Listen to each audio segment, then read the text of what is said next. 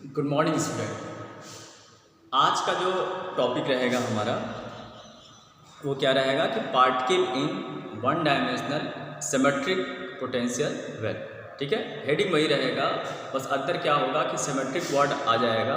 तो symmetric word के आ जाने के कारण जो फिगर में जो चेंजेस आएंगे मेन फिगर में, जैसे वहाँ पे जो आप जो पोटेंशियल जो वेल था उसका विड्थ देख रहे होंगे कि 0 से a के बीच में। ठीक है, यानी उसका x बराबर 0 है और x बराबर a है, तो जो विड्थ कितना हुआ a। यहाँ पे जो पोटेंशियल जो विड्थ रहेगा वो -a से +a के बीच रहेगा, यानी -a से +a के बीच रहेगा। तो -a से 0, फिर 0 से a, यानी a इधर का पॉजिटिव साइन में और a इधर का पॉजिटिव साइन में, यानी 2a। कहने का सेंस ये है कि जो वो वाली विड्थ थी जो है सिंपल वाला वो a था, और सिमेट्रिक वर्ड के कारण अब विड्थ क्या हो जाएगी, 2a हो जाएगी। बाकी मोस्ट 95% जो है डेरिवेशन वो उसी तरह से है। तो चलिए आज डिस्कस कर रहे हैं। हेडिंग है पार्टिकल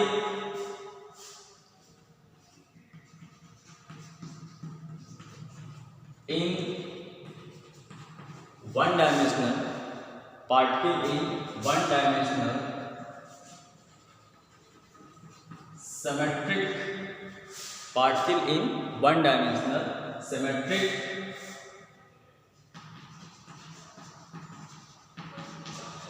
इनफाइनाइट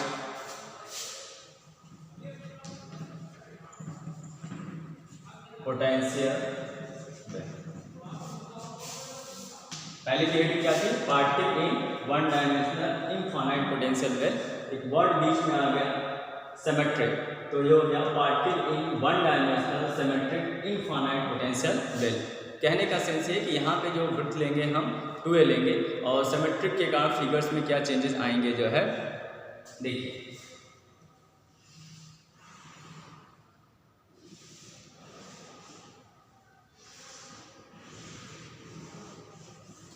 ठीक है, तो यहाँ पे क्या रहता था, x बराबर 0 और x बराबर a। तो अब ये यहाँ पे हो जाएगा x बराबर -a और x बराबर +a। ठीक है, ये जो पोटेंशियल एनर्जी वाली जो लाइन इधर रहती थी ये बीच में हो जाएगी, तो ये वाली जो लाइन होगी ये x = 0 के कोरस्पॉन्डिंग होगी। ठीक है, ये हो जाएगा, ये आपका vx। ठीक है, तो इस -a से +a के बीच जो आपकी पोटेंशियल एनर्जी रहेगी वो क्या रहेगी, 0, जैसे वहां पे रहता था। ठीक है, और ये जो बाउंड्री पे x बराबर -a बाउंड्री पे जो पोटेंशियल एनर्जी रहेगी वो उसी तरह इनफाइनाइट है। ठीक है, और x बराबर +a पे जो पोटेंशियल एनर्जी रहेगी वो इनफाइनाइट है। ठीक है, तो यहाँ पे जो कंडीशन, जो बाउंड्री कंडीशंस होगा वो x बराबर -a से x बराबर +a के बीच रहेगा। ठीक है, तो अब इसको लिखेंगे कैसे, particle in one dimensional symmetric infinite potential well. इसको मैथमेटिकली कैसे लिखेंगे कि मैथमेटिकली गणितीय रूप में particle in one dimensional symmetric infinite potential well को निम्न प्रकार से लिखा जा सकता है। ठीक है, तो mathematically it can be written as, गणितीय रूप में इसे निम्न प्रकार से लिखा जा सकता है। क्या ये क्या है, यहाँ पे मैं लिखिए कि Vx = 0 जैसे होता था, तो Vx = इनफाइनाइट, तो Vx = 0 यानी b, इस b का मतलब Vx है। तो b की वैल्यू 0 किन दो रीजन के बीच में है, जब ये x बराबर -a से x बराबर +a के लिए, तो इसको Vx = 0 when for every 0 is less than x is -a is less than x is less than +a। ठीक है, ये क्या हो जाएगा, Vx = 0, पोटेंशियल एनर्जी की वैल्यू 0 किन रीजन के बीच में है, -a से +a, जब x की वैल्यू -a से +a के बीच में, तो ये हो जाएगा Vx = 0 for every -a is less than x is less than a, अर्थात जब x की वैल्यू -a से +a के बीच में है तो उस समय पोटेंशियल एनर्जी की वैल्यू अर्थात विभव कूप के अंदर जो पोटेंशियल एनर्जी है वो 0 रहेगा। इनफाइनाइट किस रीजन में है, and this Vx = infinite, Vx की वैल्यू इनफाइनाइट कब है, जब for every x mod of x, x positive value हम यहाँ पे करेंगे, mod of x is greater than ई, ठीक है। यानी x की वैल्यू जो है जब a से ज़्यादा है, ठीक है, और साथ साथ यहाँ पे हम x is greater than equal to b लिख सकते हैं, इसमें कोई दिक्कत नहीं। तो यहाँ पे देखिए x बराबर a पे, जब x की वैल्यू a है या a से ज़्यादा है, x की वैल्यू a हो या a से ज़्यादा हो, तो पोटेंशियल एनर्जी की जो वैल्यू होगी वो इनफाइनाइट होगी, ठीक है। क्योंकि डिस्टेंस माइनस नहीं होता, इसलिए हम कह रहे हैं कि अब ये माइनस वाला भी लेंगे तो हर हालत में x की वैल्यू जो है वो पॉजिटिव आनी चाहिए, ठीक है। तो मैं ये इक्वेशन नंबर 1 क्या हो गया कि इसको फिर से देख लीजिए, जैसे वहाँ पे था कि Vx is equal to 0, Vx की वैल्यू 0 क्या थी, जब 0 is less than x is less than a था, क्योंकि x बराबर 0 था और x बराबर a था। तो उस लाइन के संगत यहाँ पे Vx बराबर 0 कब है कि जब x की वैल्यू -a से +a के बीच में है। तो ये लिखा है कि x lies between -a to +a, ठीक। दूसरा, Vx की वैल्यू इनफाइनाइट कब है, जब x की वैल्यू a से ज़्यादा, x की वैल्यू a से क्या हो, ज़्यादा, ठीक है। यानी ये x की वैल्यू a से ज़्यादा हो या x की वैल्यू a के बराबर हो, तो यहाँ पे ग्रेटर देन आप इक्वल टू b आप लिख सकते हैं, ठीक है। अब बाकी प्रोसीजर हम उसी तरह करेंगे। वहाँ पे बाउंड्री कंडीशन x बराबर 0 और x बराबर a पे था, यहाँ पे जो बाउंड्री हमको मिल रही है, एक बाउंड्री x बराबर -a और दूसरी बाउंड्री x बराबर +a पर मिल रही है। तो यहाँ पे बाउंड्री कंडीशन इस प्रकार से होगा, ठीक है। अब इसके बाद क्या लिखेंगे, वहाँ पे क्या लिखते हैं कि the Schrodinger equation inside this potential, इस विभव कूप के अंदर इलेक्ट्रॉन के लिए श्रोडिंगर इक्वेशन लिखने में। यहाँ पे भी देखिए, चूंकि विभव कूप के अंदर पोटेंशियल एनर्जी हमारी क्या है, 0 है, तो श्रोडिंगर इक्वेशन क्या हो जाएगा, d2 psi by dx square plus 2me upon h का d square psi equal to 0, जो कि v की वैल्यू 0 है, तो वहाँ से भी 0 हो जाएगा, ठीक है। बुक में डेवा लिखा होगा, आप परफेक्ट डिफरेंशिएशन डी यूज करिए, क्योंकि हम एक नोटेशन लेके चल रहे हैं। तो नेक्स्ट लाइन क्या लिखेंगे, जो है with in the potential, potential विभव कूप के अंदर, with in the potential well, with in the potential well the Schrodinger equation for the electron, the Schrodinger equation for electron may be written as, the Schrodinger equation for electron may be, the Schrodinger equation for electron may be written as, क्या हो जाएगा, d2 psi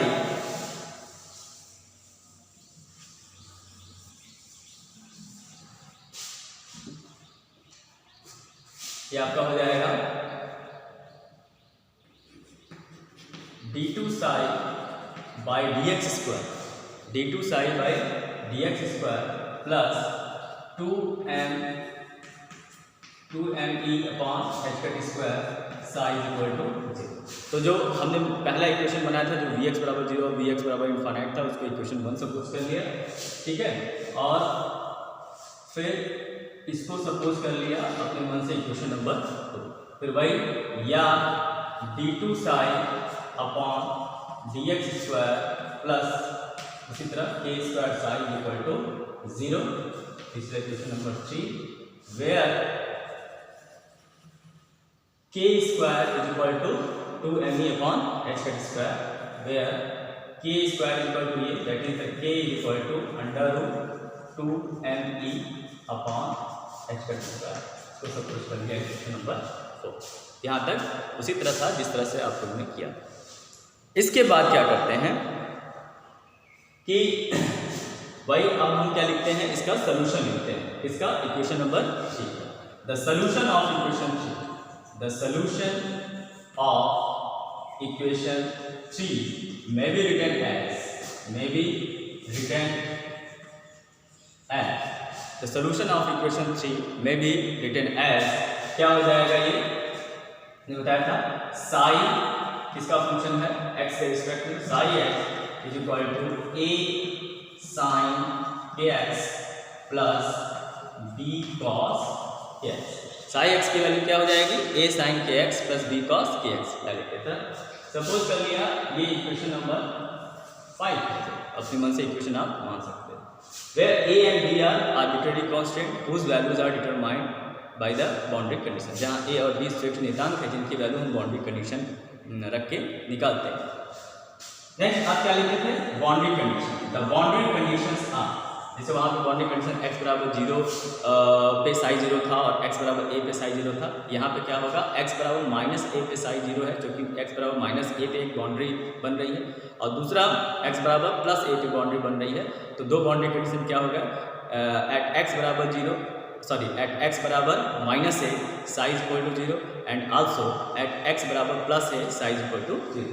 the boundary conditions are at x बराबर x equal to -a psi 0 होगा, इसको equation number 6a suppose कर लिया, and at x equal to +a and at x equal to +a ये हमारा साई इक्वल टू क्या हो गया, साई मतलब साई, इसको इक्वेशन नंबर 6। ठीक है, अब एक एक बाउंड्री कंडीशंस को हम इक्वेशन 5 में यूज करके ए और बी की वैल्यू निकालेंगे। ठीक है, तो यहाँ पे थोड़ा सा चेंज ये है कि यहाँ पे देखिए कि दो प्रकार के फंक्शंस हमको निकलेंगे, एक इवन फंक्शन और एक odd function, but energy same निकलेगी। अब यहाँ पे देखिए, अब हम आगे इक्वेशन 6a बाउंड्री कंडीशन को इक्वेशन 5 में यूज कर रहे हैं। ठीक है, तो क्या लिखेंगे, using boundary condition 6a, using boundary condition 6a in equation 5 we get. ठीक है, तो हम क्या किए कि जो बाउंड्री कंडीशन हमारा जो 6a है उसको आगे हमने जो है इक्वेशन 5 में यूज किया। तो यूज करें, देखें कि साई की वैल्यू 0 रखना है, मतलब साई x क्या है 0 रखना है, तो x की वैल्यू माइनस है, तो ये हो जाएगा 0 is equal to a, 0 is equal to a sine के x की वैल्यू माइनस है, ठीक है, और प्लस b कॉस के और इसकी वैल्यू माइनस है। ठीक है, तो ये हो गया 0 इज इक्वल टू, ये हो गया आपका a sine minus k plus b cos minus k. तो sine minus theta is equal to minus sine, but cos minus theta is equal to plus cos theta. ठीक है, तो ये हो जाएगा आपका 0 इज इक्वल टू a, ये हो जाएगा sine minus theta is equal to minus, हो जाएगा minus a sine k a, और ये cos minus theta is equal to plus cos theta, तो ये हो जाएगा b कॉस q। ठीक है, अब इसमें क्या है कि देखिए a और b जो आर्बिट्री कांस्टेंट हैं, ये जो क्वेश्चन बना है इसमें दोनों आर्बिट्री कांस्टेंट एक साथ 0 नहीं हो सकते, एक साथ 0 नहीं हो सकते। जब a 0 के बराबर रहेगा तो उस समय b 0 के बराबर नहीं होगा, और जब b 0 के बराबर रहेगा तो a 0 के बराबर नहीं। तो अब पहला यदि चीज मान लेते हैं कि if a is equal to 0, a is equal to 0 and b is not equal to 0, if a is equal to 0 and b is not equal to 0, तो जब a 0 के बराबर है और b 0 के बराबर नहीं है, तो यदि ये कंडीशन रखें जब a 0 के बराबर है तो ये टर्मिनोलॉजी पूरी 0 हो गई। ठीक है, तो ये आ जाएगा b cos a equal to, क्योंकि ऊपर हमने कहा है कि b 0 के बराबर नहीं है, तो b 0 के बराबर नहीं है तो cos k 0 के बराबर होगा, तो this implies cos ka is equal to 0। अब यहाँ पे वही जनरल वैल्यू यहाँ पे फाइंड करेंगे, तो हो जाएगा cos ka is equal to cos n pi by 2। ठीक है, वो इंटीजर है, cos ka is equal to cos n pi by 2। ठीक, अब यहाँ पे देखिए यदि हम n की एक मिनिमम वैल्यू लेते हैं 1, तो 1 लेंगे तो cos पाई बाई 2 90 डिग्री 0 होगा, फिर उसके बाद 2 लेंगे, जब 2 लेंगे तो cos पाई -1 हो जाएगा। ठीक, तो इसीलिए हम यहाँ पे जो n की वैल्यू लेंगे जब cos वाले के सेंस में जो है तो ऑड नंबर में लेंगे, यानी यहाँ पे n की वैल्यू क्या है 1 है, 3 है, 5 है वगैरह, 1 3 5। तो कहने का मतलब दिस इम्प्लाइज कि a is equal to n pi by 2 and this implies k equal to n pi upon 2a। इसको हम सपोज कर लें इक्वेशन जो भी है नेक्स्ट स्टार या जो भी सीक्वेंस आ रहा है। तो ये कंडीशन करके हमने k की वैल्यू फाइंड कर लिया। ठीक है, अब हम थोड़ा सा यहाँ पे फिर वो यहीं पे कर लेते हैं कि अब दूसरे में क्या मानेंगे कि if b is equal to 0 and a is not equal to 0, if b is equal to 0 and ये, तो इसके लिए हम क्या करना है, यहाँ पे देखिए कि इफ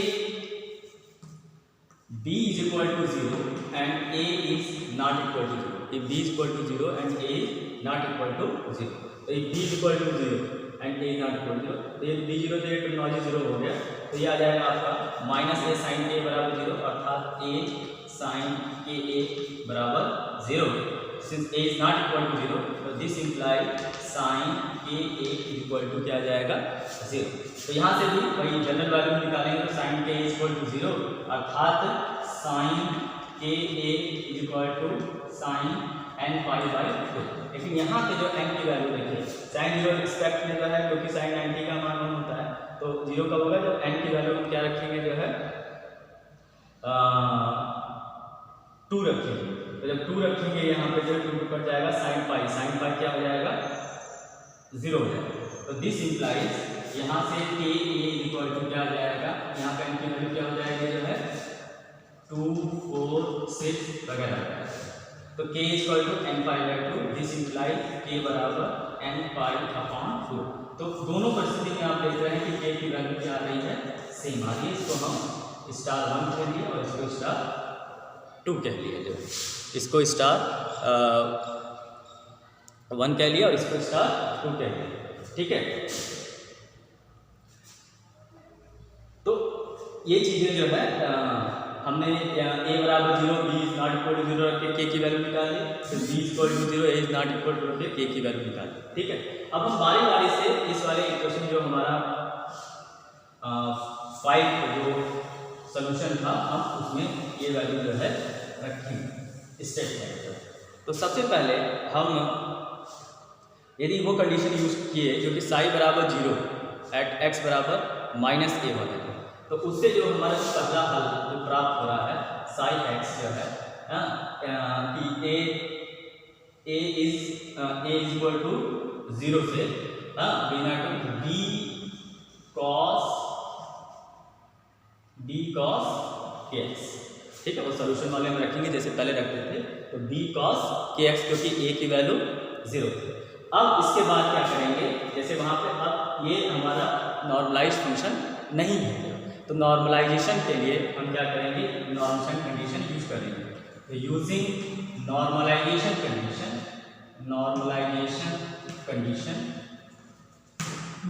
कंडीशन क्या होगा कि अब यहाँ पे देखिए जो इंटीग्रेशन है हमारा, वहाँ पे क्या होता था, g की 0 से a के बीच होता था, क्योंकि बाउंड्री एक x बराबर 0 पे थी और एक x बराबर क्या थी, a पे थी। यहाँ पे एक बाउंड्री क्या है, x बराबर माइनस a पे है और दूसरी बाउंड्री क्या है, x बराबर प्लस a पे है।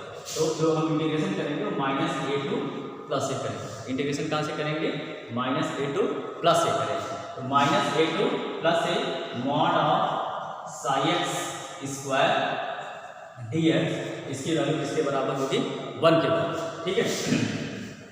अब जब mod of Sai x square की वैल्यू जो हम रखेंगे, इसको थोड़ा सा और आप सिंप्लीफाई कर सकते हैं कि आप जानते हैं कि minus a two plus a, तो 2 टाइम्स 0 टू a हो जाएगा, and mod of Sai x square dx, इसकी वैल्यू 1 हो जाएगी। अब साई एक्स की वैल्यू यहाँ से आप रख दें।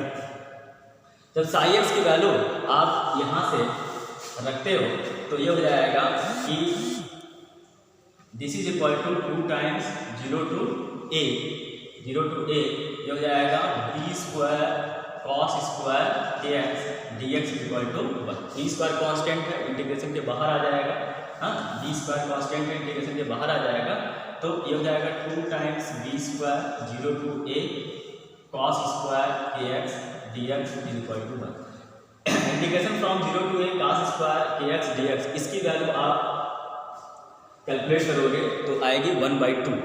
कैलकुलेट करोगे तो कितनी आएगी, 1/2।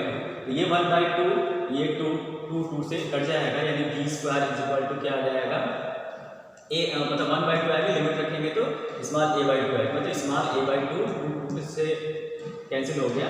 तो यानी यहाँ से सिंप्लीफाइज करेंगे तो b की वैल्यू क्या मिल गई, 1/2 अंडर रूट। आपको याद होगा तो उसमें देखिए जो कांस्टेंट की वैल्यू जो प्राप्त हो रही थी जो है डॉल्मसन कांस्टेंट ए की जो है ए अब वहाँ पे यही था, तो अंडर रूट 2 अपॉन ए, अंडर रूट 2 अपॉन ए, ठीक है। अब चूंकि यहाँ पे जो है लिमिट -a to +a है जो है, ठीक है, तो वो 2 यहाँ से गायब हो जाएगा। इसको सॉल्व भी आप करके देख सकते हो कि b की वैल्यू यहाँ पे क्या आएगी अंडर रूट 1 अपॉन ए।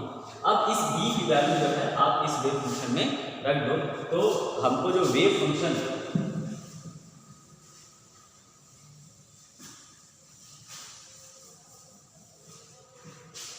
ये जो वेव फंक्शन होगा मालूम क्या हो जाएगा, psi x = 1 upon a cos kx, that is under root 1 upon a cos k की वैल्यू क्या थी n पाई अपॉन 2x, ठीक है, ये साई x। फिर वही चीज let psi x = psi nx state का वेव फंक्शन, तो आपका साफ सुथरा चीज क्या निकल गया, psi nx = 1 upon under root a cos n pi x upon e। तो एक वेव फंक्शन आपका ये निकल गया। यहाँ पे एक दो वेव फंक्शन निकलते हैं, मैं बताया था, एक इवन वेव फंक्शन, एक ऑड वेव फंक्शन। यानी ये एक बहुत बढ़िया क्वेश्चन है कि जब particle symmetric infinite potential well में रहता है तो यहाँ पे दो टाइप के वेव फंक्शन प्राप्त होते हैं, एक इवन फंक्शन, दूसरा ऑड फंक्शन। ये भी एग्जाम में इंटरनल ऐसे करके क्वेश्चन आता है जो है कि सिद्ध करिए कि दो टाइप के वेव फंक्शन जो है प्राप्त होते हैं ये, तो बेसिकली बस हम निकाल देंगे और वो लाइन देंगे। अच्छा, ये तो एक वेव फंक्शन हुआ। दूसरा वाला यदि आप ध्यान दें, जब आप b = 0 और a ≠ 0 रख के उसको प्रोसीड किए थे, तो वहाँ पे आपने प्राप्त किया था कि साई x = क्या था आपका a sin kx, साई, क्योंकि साई क्या था a sin kx + b cos kx। जब b की वैल्यू 0 रखेंगे तो हमारा साई x की वैल्यू क्या आ जाएगी a sin kx। इसको भी सेम उसी प्रोसीजर से कि नॉर्मलाइजेशन कंडीशन यूज किए, तो mod of psi x² integration from y -a to +a, integration from -a to +a mod of साई² dx = 1, ठीक है। अब मॉड ऑफ साई की वैल्यू जो है वही ये रख देंगे तो a² sin² kx dx हो जाएगा। तो इसको भी यदि आप सॉल्व करेंगे यहाँ से नॉर्मल कंडीशन, a की वैल्यू वही आएगी 1 अपॉन √a। अब जब इस a की वैल्यू इसमें आप रख देंगे तो उसी तरह की जो स्टैंडर्ड मेन रिजल्ट है, तो वेव फंक्शन की जो वैल्यू प्राप्त होगी, हाँ, तो psi x = √1 upon a sin kx, and again when we put the value of k, तो ये जाएगी 1 अपॉन √a sin k की value perhaps n pi upon 2a थी जो है x। तो इस टाइप से जो है हमको दो टाइप के वेव फंक्शन जो है प्राप्त होते हैं, इवन वेव फंक्शन और ऑड वेव फंक्शन। यानी when the particle lies in one dimensional symmetric potential well, it has two types of the wave functions, even wave function and odd wave function, whose values are √1 upon a sin n pi x upon 2a, and also second one is the √1 upon a cos n pi x upon 2, ठीक है। अब इसको क्योंकि यहाँ पे देखिए एक में आप n की वैल्यू जो है 1 3 5 रख रहे थे, 1 3 5, तो ये आपका जो है ऑड वेव फंक्शन हो गया। और एक में आप देखो कि n की वैल्यू 2 4 6 रख रखे थे, तो ये आपका इवन वेव फंक्शन हो गया। अब रही बात एनर्जी की, आपने देखा था कि एनर्जी जो है, जो पहले वाला जो चीज़ था पार्टिकल इन सिंपल, जो नेक्स्ट वाला जो प्रीवियस वीडियो था, उसमें जो एनर्जी थी वो किस फैक्टर पर डिपेंड करती थी। वहाँ पे एनर्जी बेसिकली k पे डिपेंड करता है, क्योंकि अब देखिए k ही में e छुपा है, क्योंकि वहाँ पे हमने माना था कि जो k² = 2me अपॉन h², यानी k की वैल्यू मालूम हो जाएगी तो हमको e की वैल्यू मालूम हो जाएगी। और हमको k की वैल्यू मालूम है दोनों परिस्थिति में, चाहे जब आप इवन फंक्शन की बात करें चाहे ऑड फंक्शन की बात करें, तो k की वैल्यू n पाई 2a है, ठीक है।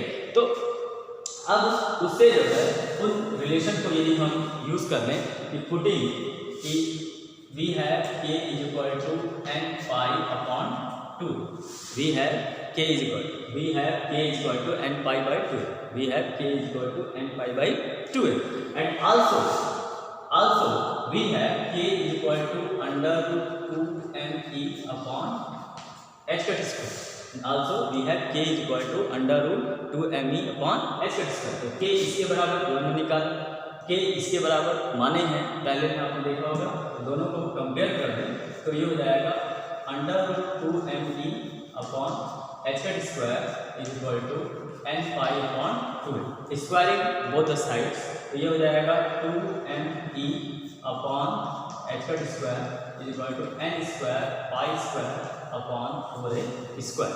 तो यहाँ से क्रॉस मल्टीप्लिकेशन यदि आप कर दें तो ये हो जाएगा 2me दैट इज 2 4 8, तो ये जाएगा 8 2 4 8 n square e is equal to n square pi square h cut square, यानी this imply e is equal to n square pi square h cut square upon 8n a square.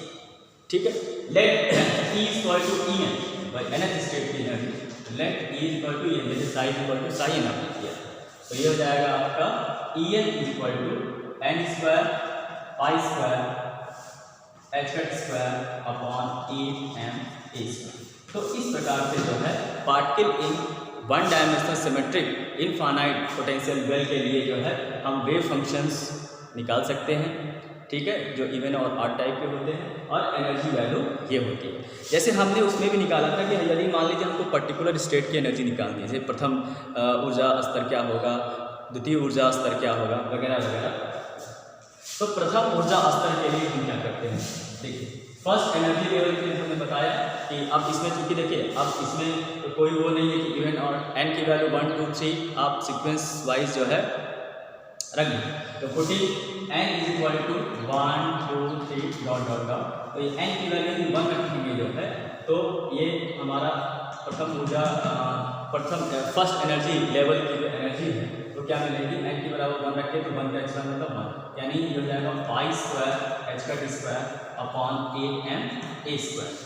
ठीक है, अब n की value 2 रखिए तो 2 का square 4 हो जाएगा, तो ये हो जाएगा e2, n की वैल्यू 2 रखना है तो e2 इज इक्वल टू 2 का स्क्वायर मतलब 4 pi square h cut square upon 8m a square. अब देखिए pi square h cut square upon 8m a square ये e1 के बराबर है, तो इसके जगह pi square h cut square upon 8m square क्या है e1, तो that is the 4 times e1। Again when you put n equal to 3 तो ये हो जाएगा आपका e3, क्या हो जाएगा ये आपका e3, तो ये हो जाएगा e3, तो यहाँ पे n 3 स्क्वायर 9 हो जाएगा, तो 9 पाई square h cut square upon 8m a square that is 9e1। तो यहाँ पे भी आप देख रहे हैं कि जो ऊर्जा स्तर हैं वो क्या हैं, डिस्क्रीट हैं जो है, और इनके बीच की स्पेसिंग जो है क्या हो रही है, इंक्रीज हो रही है। जब हाँ वो बुक में इक्वली स्पेस्ड या आगे बढ़ा हुआ फिर घटा हुआ दिखा रहा है तो वो चीज़ गलत है। ये ऊर्जा स्तर जो आप यहाँ पे खींचोगे जो है ये जो पोटेंशियल वेल है, ठीक है, मान लो सपोज करो कि हम ये x बराबर माइनस ए है, ये x बराबर प्लस ए है, ठीक है। हम यहाँ प्रथम लेवल यहाँ से स्टार्ट कर रहे हैं, कुछ मतलब उसका जो बॉटम है उससे छोड़ के, हाँ यहीं से ही स्टार्ट किया जाता है, ठीक है। ये मान लो ये एनर्जी है E, तो हम इधर एनर्जी लिखते हैं कि ये E1 है, इसके कॉरस्पॉन्डिंग जब n की वैल्यू 1 है तो इस E1 की वैल्यू क्या थी, वही पाई square h cut square upon 8m square, ठीक है। अगर E2 रखेंगे तो 4 टाइम्स है, तो मान लो ये E2 की वैल्यू तो n की वैल्यू 2 के बराबर। तो देखिए प्रथम ऊर्जा स्तर ये कुछ नहीं है, ये चीज़ जो है समझिए कि ये पोटेंशियल वेल हमने ये ट्रेस किया है, और प्रथम ऊर्जा स्तर जो हम बनाते हैं n बराबर 1 वो कभी भी x इस वाले लाइन से नहीं बनाते हैं, कुछ थोड़ा सा ऊपर से बनाते हैं, ठीक है, क्योंकि किसी भी मॉलिक्यूल की ऊर्जा 0 के बराबर नहीं हो सकती, इसीलिए उसको हम पेंदी से नहीं बनाएंगे, पेंदी से थोड़ा सा ऊपर बनाएंगे। किताब में भी पेंदी से बनाया होगा तो वो गलत है, ठीक है। खैर, तो अब ये E1 हो गया, E2 हो गया, n बराबर 1 के बराबर, तो ये इसके बीच की जो गैपिंग है, क्योंकि हम देखिए E2 कितना है 4 टाइम्स E1, E2 की वैल्यू कितना है 4 टाइम्स E1, ठीक। तो अब जब E3 की वैल्यू आप निकालोगे 3 स्क्वायर 9, यानी 9 टाइम्स E1 तो बनेगा, यानी इससे जो है 9 कब आएगा, इसके दूरी का दुगुना कर दो तो लगभग इतना आएगा। इसके दूरी का क्या कर दो, दुगुना कर दो तो यहाँ आएगा। दुगुना से थोड़ा सा ज़्यादा वो वाली लाइन जो है वो E3 की होगी, जिसकी वैल्यू 9 टाइम्स E1 ये n = 3 correspond.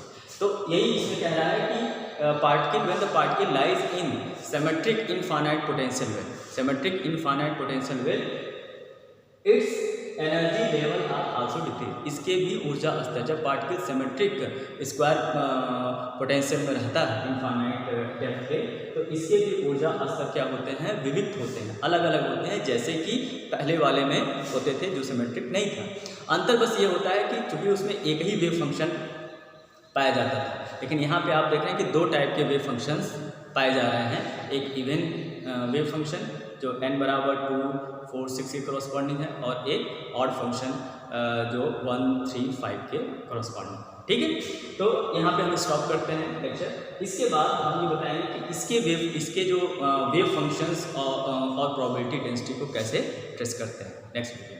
Thank you very much.